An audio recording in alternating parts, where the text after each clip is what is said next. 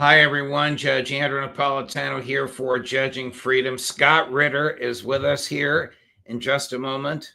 Today is Monday, January 13th, 2025.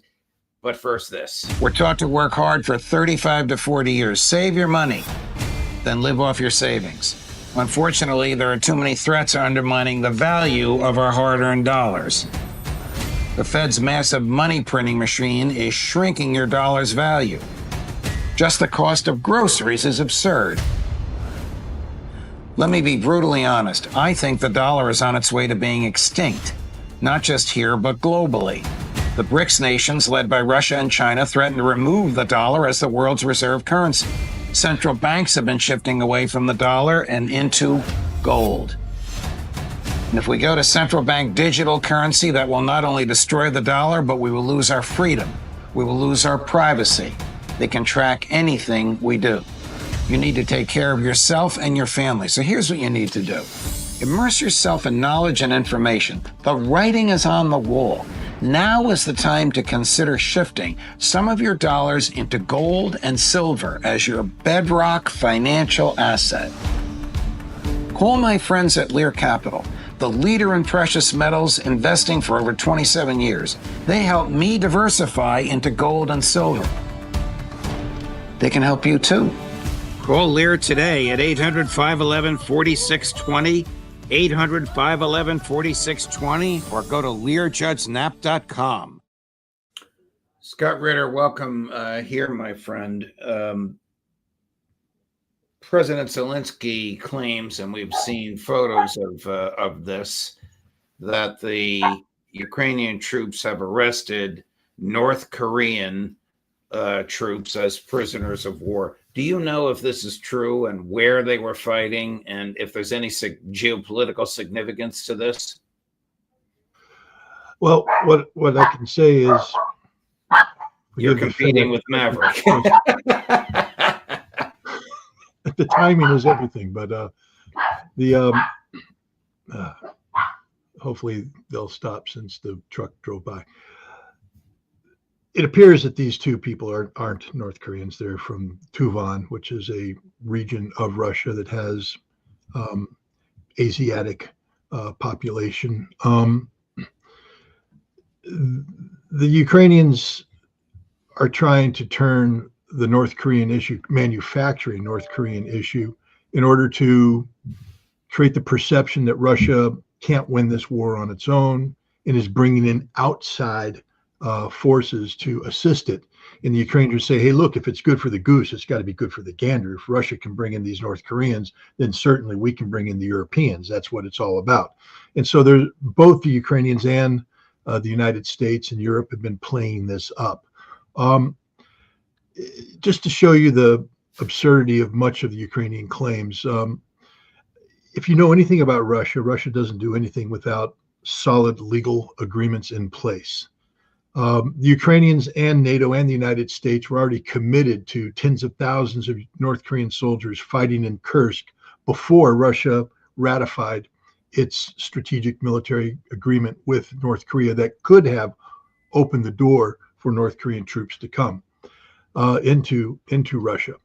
There's no doubt in my mind that some North Korean units are in Russia. Artillery units appear to be engaged, and it also looks as though North Korea sent cadre elements in to attach themselves to Russian formations at certain levels so that their officers can learn about modern warfare with the possibility that once the officers become attuned to the Russian way of fighting a war, etc., that they can bring in North Korean troops who will have received training based upon what these officers have sent back. The idea that Russia would allow North Korea to send in thousands of troops without any sort of integration training, familiarization training, just throw them into combat is absurd in the extreme. So I discount this propaganda effort by the Ukrainians, and I think most people who have looked at this have said that these are basically soldiers from Tuvan. They're not North Korean. Why would Russia even want or need North Koreans or any other nation's military assisting it at this stage of the special military operation when they're so close to achieving their goals? According to, again, news reports based upon U.S. intelligence, this isn't about Russia saying we need help. The exact opposite. It's about North Korea saying, hey, look, we're getting ready to hook and jab with America and South Korea on the peninsula, and we need to get combat hardened troops. We need to learn about war up front, and we want to come in and observe and attach. And that's why I think that most of the North Korean presence that's going to take place, and it's going to take place exclusively on Russian soil. Notice that this is in Kursk, not in the Donbass and contested regions, so that the Russians never be accused of sending North Korean troops to help with the fight in the Donbass. This is about Russian territory exclusive. But the North Koreans have made a case that they need to get combat experience, that they need to learn these lessons of war quickly, that this can't be an academic exercise. And so I believe they are attaching, like I said, cadre forces to the Russian headquarters, down to perhaps the battalion level. They might even have some people going down to the company level to look at tactics, look at how drones are used, look at fire, call for fires, and that they probably have brought in some artillery units that will then attach themselves to larger Russian artillery formations to learn about, call for fires, doing direct support artillery missions, general support artillery missions, how to do a call for fire, in the modern day and age, how to use drones, to send drones out to do the reconnaissance, to adjust fires off drones, all the various techniques, which many of which have been invented in this war, haven't yet been turned into a course of study at Russian academies. And the best way to learn this is to go straight to the front lines. It's something, the United States and everybody has done. Whenever there's a war someplace that we're not involved in, we send military liaison people there to learn, to observe, that we attach them. We fought in a number of British-only affairs back in the 50s, 60s, 70s, 80s, and where we've attached our troops there, and the British have attached, their officers to our units too, and they've participated in combat operations where the United Kingdom isn't a participant. It's how you learn, especially if you're allies.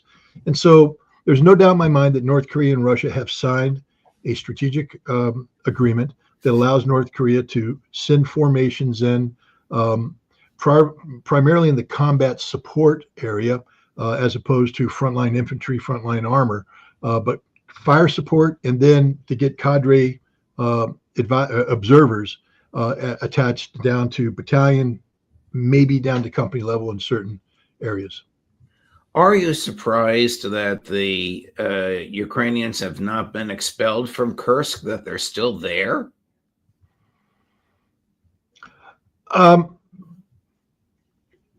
Surprised? No, I mean, not if you, again, I can't put my Marine Corps hat on it, because if this was the Marine Corps mission, we'd have rooted them out and killed every single one of those son of a guns already, but we would have taken casualties. But we're not casualty averse. We're mission focused, and when we're told to close with and destroy the enemy through firepower maneuver, that's what we will do. Well, are the Russians casualty averse?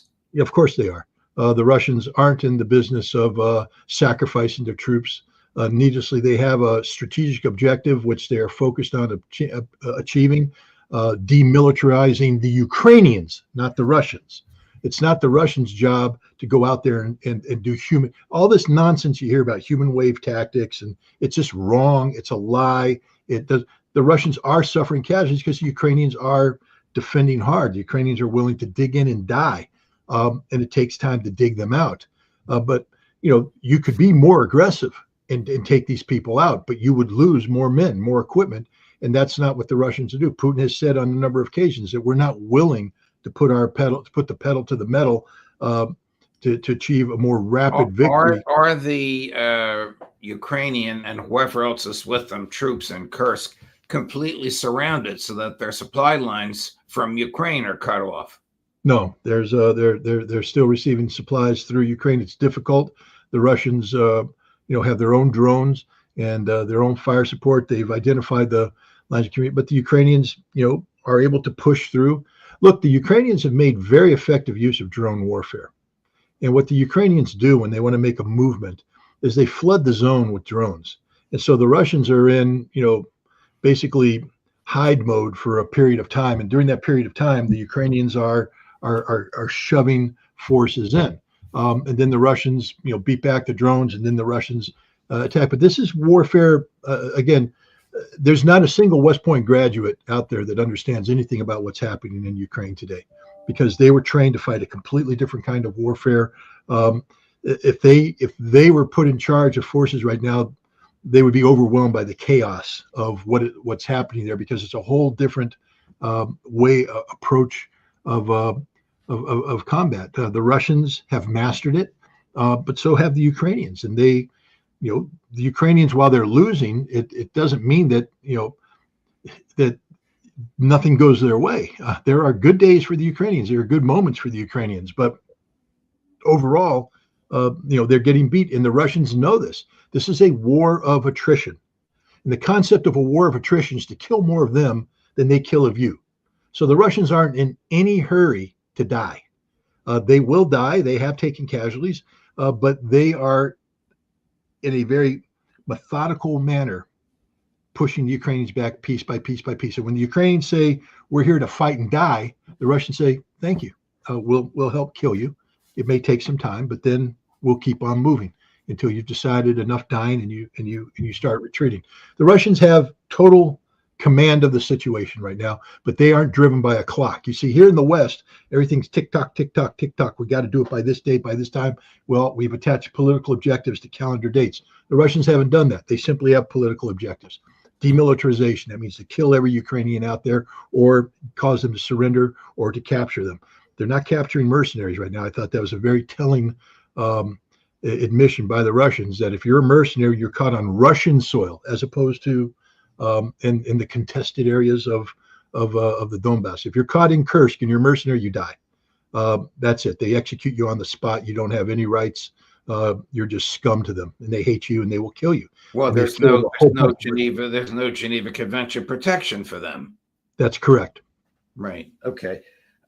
Jake Sullivan, not one of our favorite people, has been making a farewell tour over the weekend. I want to play a clip. This will aggravate you a little bit, but I'd love your comments on it, claiming that because of Joe Biden, the U.S. is stronger, Russia is weaker, and NATO is in better shape. It's like he's in another world, Scott, but I'll let you listen to it and solicit your comment. Chris, cut number one. Where across the globe could you point and say the United States is safer because of what we did here? Well, I'd start by saying our alliances are stronger than we found them 4 years ago. They're stronger than they've been in decades. NATO is more powerful, purposeful, and bigger. Our alliances in the Asia Pacific are at all-time highs. And our adversaries and competitors are weaker across the board. Russia's weaker, Iran's weaker, China is weaker. And all the while, we kept America out of war. So I think the American people are safer, and the country is better off than we were 4 years ago. And we're handing all that off to the next team, as well as having the engines of American power humming, our economy, our technology, our defense industrial base, our supply chains. So the United States is in a stronger, more secure position, and our competitors and adversaries are weaker and under pressure. I think that's the main handoff that we will make. China's weaker, Iran's weaker, Russia's weaker. What is he talking about? It's just nonsense, 100% nonsense, and he knows it. The shame here isn't that Sullivan's saying this. You expect him to say that. He's the national security advisor to the president. His job is to politicize everything, to make sure that the national security is subordinated to the political objectives of the president of the United States. So he's going to lie, cheat, steal, spin, do what he does. The problem is Jake Tapper. Where's the pushback? Where's the challenge? I mean, Mark Rutte, the Secretary General, just said if NATO doesn't get its act together in 3 to 5 years, all of Europe's going to have to learn to speak Russian. How does that sound like you're doing, Jake? If the Secretary General of NATO says we're so screwed because of how badly we're doing that if we don't fix it in 3 to 5 years, we have to speak Russian, that's a gross exaggeration. Russia's not moving in on Europe, but that's a mindset there. That doesn't sound like a NATO that's stronger than it's ever been. Gosh, Jake, Didn't the Danish prime minister come out and say that if the United States moves in on Greenland, as Trump will be president, Jake, you forget that, you're done on January 20th. Trump comes in and Denmark saying that would be an invasion of NATO territory. We may have to go to NATO for Article 5. Why is a NATO member threatening to put Article 5 against the United States if we're so damn close and unified? NATO is falling apart. Did you not see the elections that just took place in the Czech Republic? A president now is dead set against this war in Ukraine, dead set against sending military equipment. Romania just had a presidential election overturned illegally because they elected a president who said the same thing. Hungary and Slovakia are out. Germany is about to elect a new government, the AfD, that's out of the EU and maybe out of NATO. He doesn't know what he's talking about. NATO is a fundamentally broken institution that can't afford to continue and will collapse within 5 years. That's the NATO that Jake Sullivan's turning over to Donald Trump. And then we can go on and on and on. There's not a single point in the globe today where America's doing better than we were before. I'll tell you what, Jake, when you came in, Iran wasn't 3 days away from having a nuclear bomb. But because of you, Jake, you're the national security advisor. It's your responsibility. They are on the cusp of having it if a political decision is made. How did we get to this point, Jake? How do we get to the point where Iran has ballistic missiles that are threatening Israel and Israel can't do anything to defend it because your Iron Dome that you worked with Israel didn't work? Syria fell, but is it what you wanted, Jake? Did you really want Al-Qaeda to take over? Have you thought about the consequences? Or are you just brain dead like everybody else in the national security establishment? You don't know what to do about Turkey now, do you, Jake? And I think, Jake, you had some conversations. We talked about maybe we have to expel Turkey from NATO. How does that make NATO look, Jake? Strong? And gosh, Asian alliances? Indonesia just joined BRICS. Malaysia and Thailand are following, and the Philippines are saying, the hell with America, we're going that way too. South Korea, this bastion of democracy, is getting ready to impeach and arrest their president for illegally calling for martial law. How's democracy looking in South Korea? And Japan's just a basket case of a nation. What happens when Trump comes in and that little tripartite alliance that you made collapses? Because it's going to collapse, Jake, because nothing you did in the Biden administration is made out of bricks and mortar. Everything you did is made out of straw, and the big bad wolf's going to come in and huff and puff and blow it all down. That's the reality of Jake Sullivan's world. But Jake Tapper didn't have the journalistic integrity to even push back a little bit. Boy, how I wish one of the two Jakes, I'm not sure which one I prefer, had been here to attempt to respond to you. That was passionate, articulate, and of course, right on the mark. What happens if President Trump pulls us out of NATO? That would really be the death knell to it, wouldn't it? NATO's already fatally wounded. NATO can't survive. Just to give you an example, at a minimum, Trump's going to say, we can't continue to subsidize you. You need to get your spending up 5% across the board. There's hardly any NATO countries that can do that in a sustained fashion. Germany won't. When Germany would, if AfD wins this round, and right now the latest poll shows AfD in the lead. You're talking about the alternative conservative traditionalist political party, once outlawed, now on the cusp of winning in Germany. In Germany. And if they do that, they've said the first thing they're going to do is get out of the European Union. The European Union is the political front of this military alliance called NATO. If European Union collapses, NATO collapses immediately thereafter. But even if the European Union survives, NATO can't afford to survive. Let's take Germany again, the heart of NATO.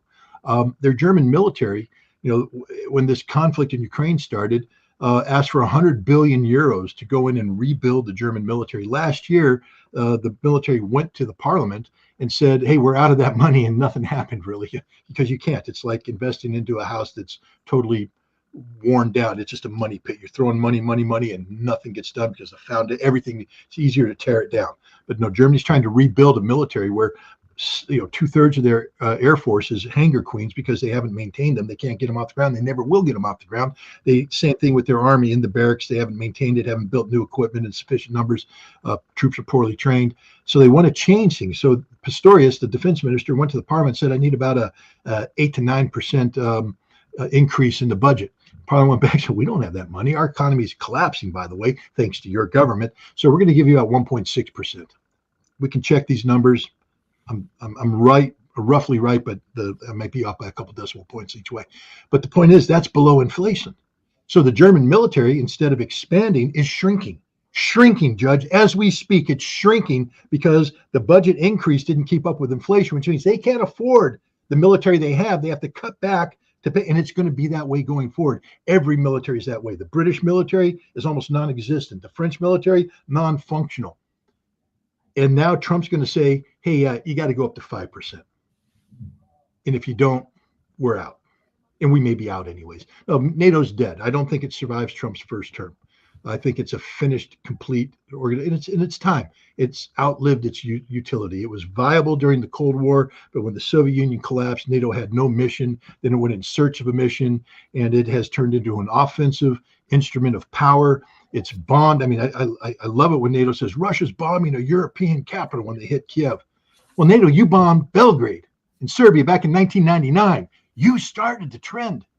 And then you went and did regime change in Libya. And then you went and helped justify the invasion and regime change in Afghanistan, got involved in a 20-year experiment in nation building, and got the plug pulled on you by the United States, who doesn't give a damn about you to begin with, leaving you high and dry. You had to leave. You're humiliated. And now you've overinvested yourself politically, economically into Ukraine, not a losing conflict, a lost conflict. NATO won't survive.